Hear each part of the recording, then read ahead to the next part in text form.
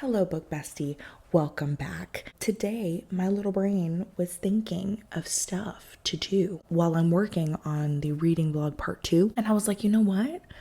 Why not just do something totally original? Something that's never been done, ever. Today, we're going to be reading 1-star reviews of my favorite books. I have to mentally prepare myself to be insulted throughout this video. So first book we're going to talk about is God of Ruin. And yes, that is Landon's book. If you have watched my reading vlog, I know I said I hate Landon. I know I said I might not like his book. But again, I said might. I most definitely ate that shit up. Y'all, Landon grabbed me by the throat and would not let go. Let's go ahead and see what Alara has to say about this. If Brandon just ate Landon in the womb, 99% of the problems in this series wouldn't exist. This man is a fucking menace to society.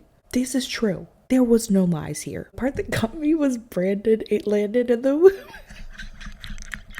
Look, let's be honest. Landon caused a lot of shit. There was a lot of drama going on that Landon was a part of. But you know what? He admits to it. He knows that he is out for the chaos. That's what he wants. That's what he lives for. If that is what you so wish to do, who am I to judge?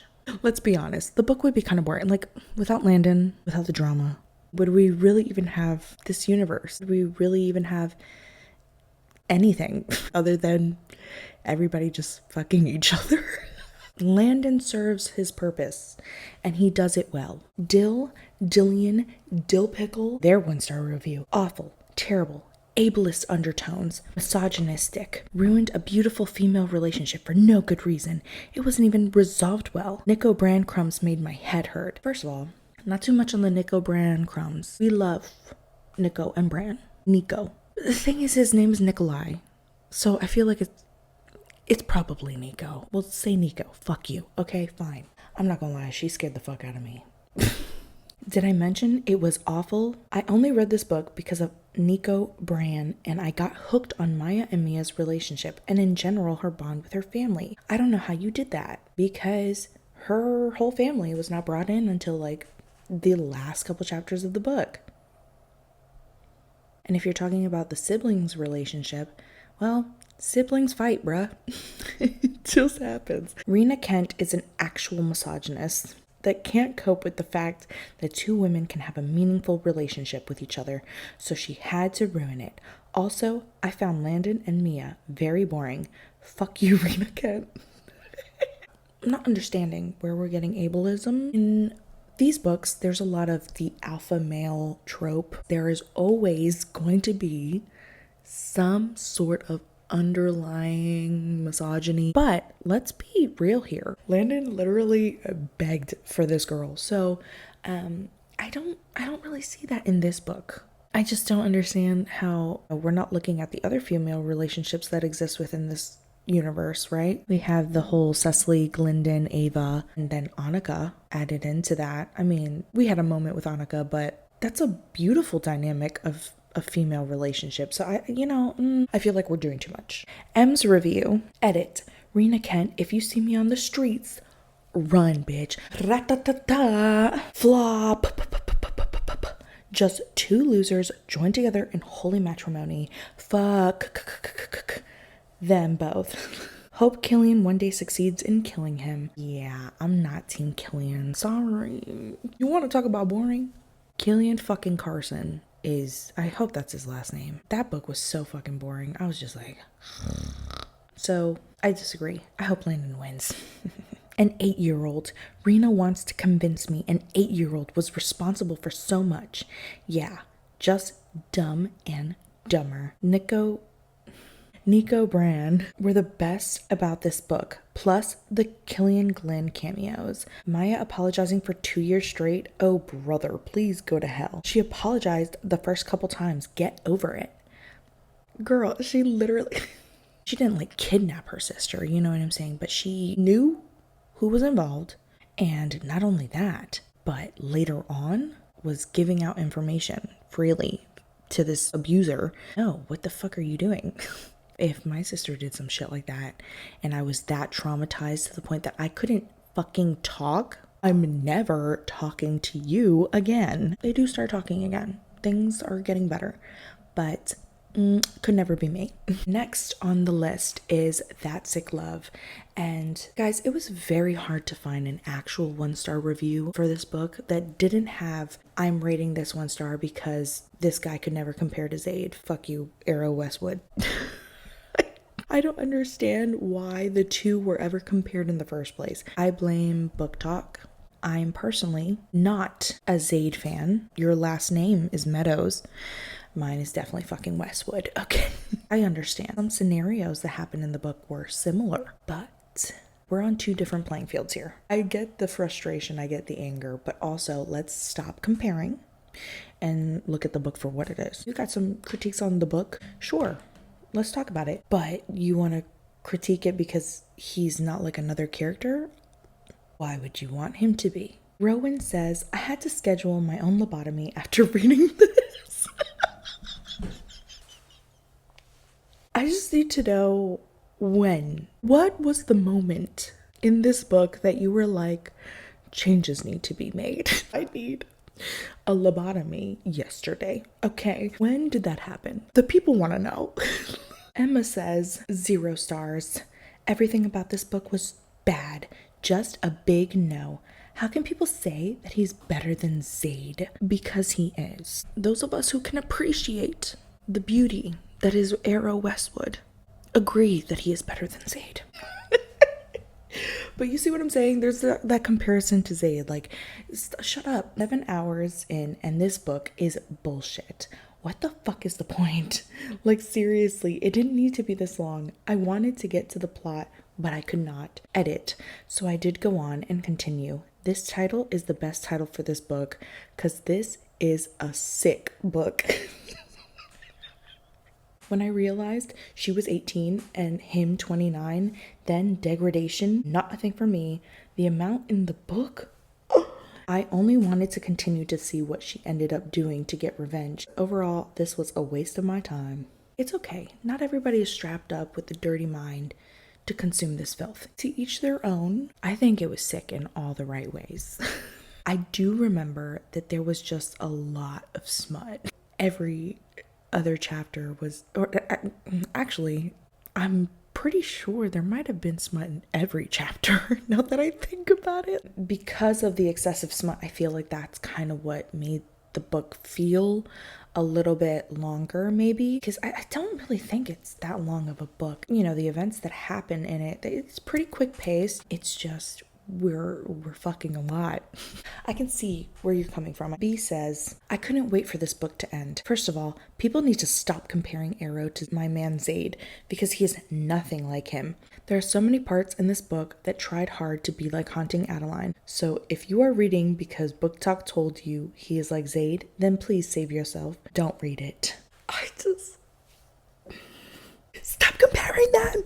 Stop comparing them, please.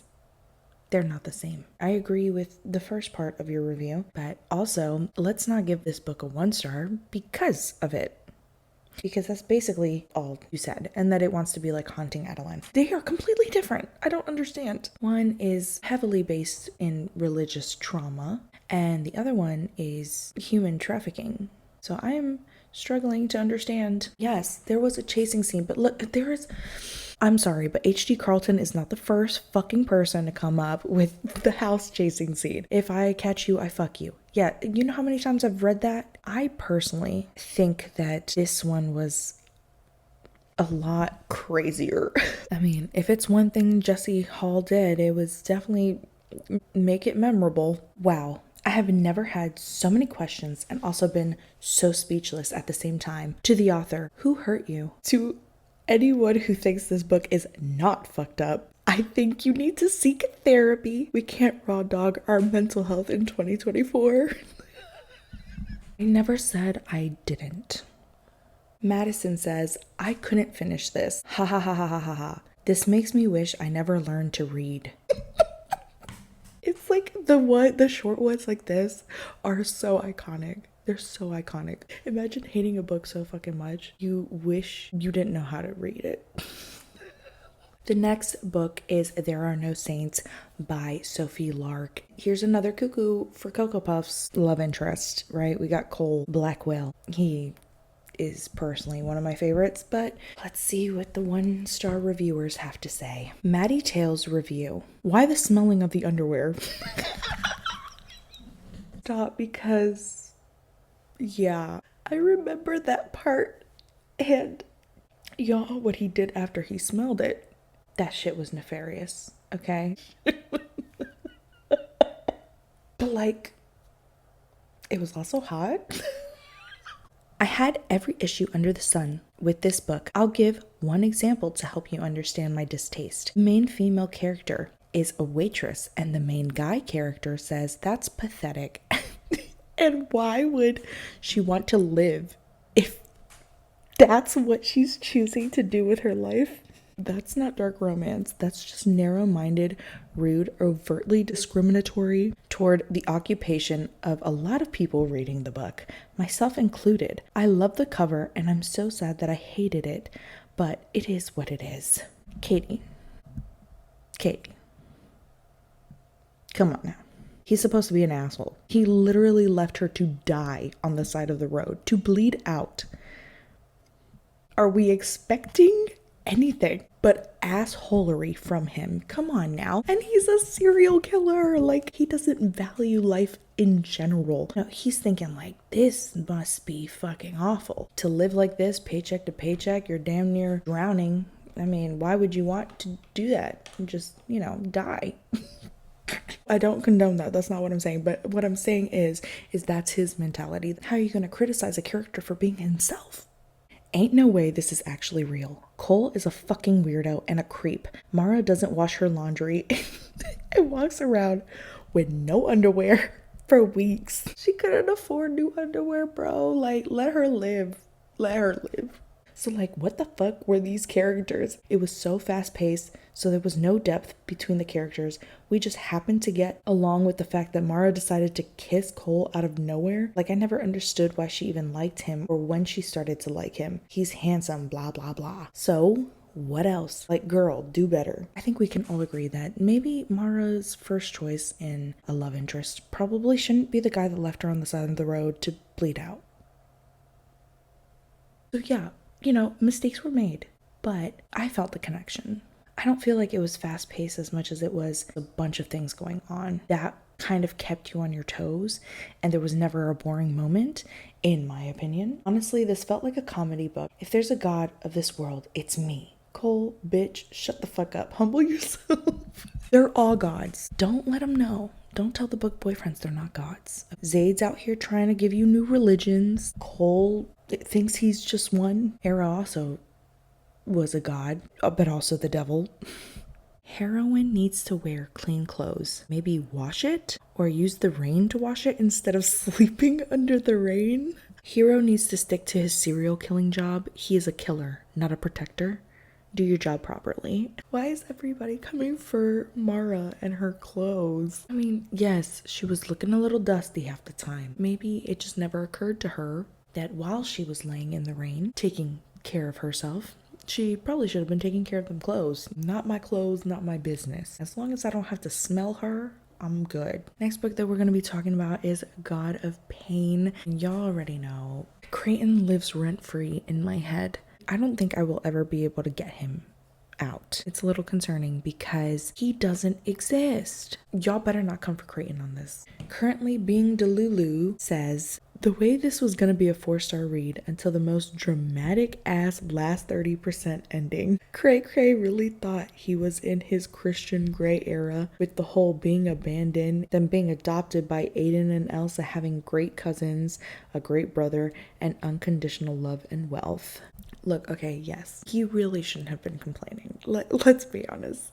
He was actually super grateful. There were plenty of times that he was like, look, I really love my family and I'm glad that I'm no longer with those crazy ass motherfuckers I used to call parents. But he remembers the traumatic events. Not me defending Creighton.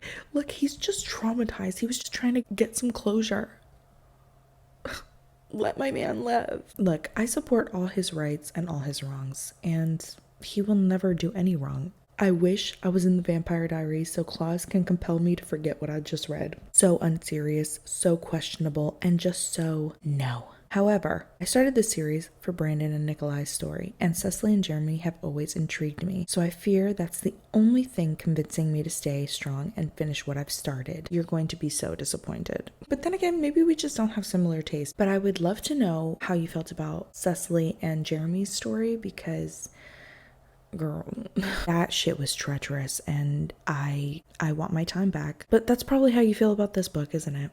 Rena, you did Adrian and Aiden's children dirty. How could you? Clown emoji. I'm going to reread Adrian's book again and forget about this massacre.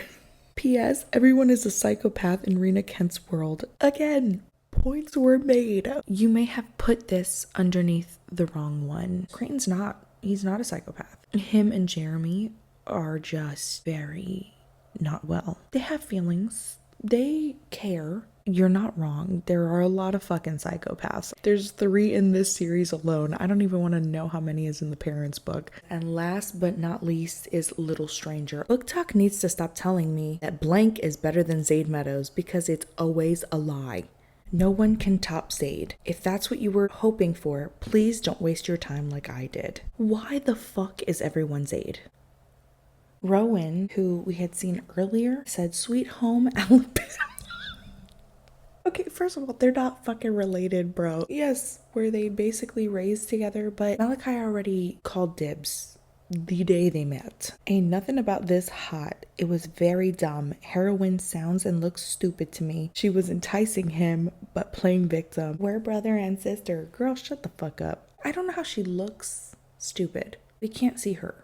Let me stop being a smartass. So that was it. That was all the 1-star reads. I just feel like it's funny. It's funny because none of these books, even though they are 5-star, they're not like my ride or die books. You know what I'm saying? I'm sure I'll find those eventually. No book is perfect, just like no person is perfect. And if no person is perfect and people are writing the books, then no book is perfect. Yeah, that was unnecessary. Thank you guys so much for joining me today. I hope you guys have a great rest of your week, and I will be getting that reading vlog out here soon, so be on the lookout for that, because girl, we've got the best books coming up. I'm telling you.